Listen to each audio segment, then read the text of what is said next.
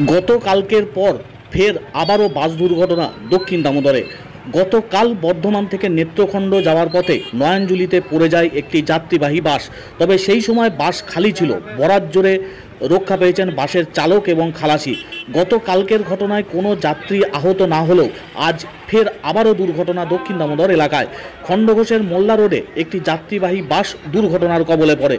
স্থানীয় সূত্রে জানা গেছে, বাঁকুড়ার সোমরাঘাট থেকে বর্ধমান যাওয়ার পথে একটি যাত্রী বোঝাই বাস মোল্লা রোডের কাছে বৈদ্যুতিক খুঁটিতে সজোরে ধাক্কা মারে, তারপর নয়নজুলিতে নেমে যায়। দুর্ঘটনার জেরে বাসে থাকা বেশ কয়েকজন যাত্রী আহত হয়েছেন। স্থানীয় মানুষজন এবং পুলিশ দ্রুত ঘটনাস্থলে পৌঁছে আহতদের উদ্ধার করে চিকিৎসা কেন্দ্রে পাঠায়।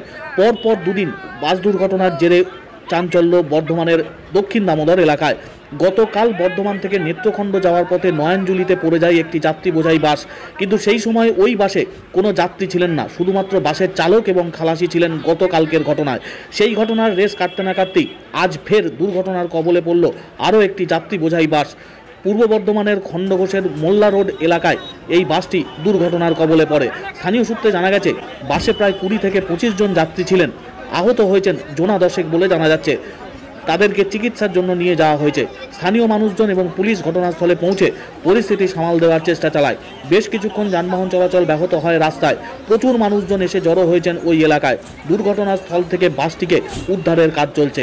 পরপর দুদিন দুর্ঘটনা বর্ধমানের দক্ষিণ দামোদর এলাকায়।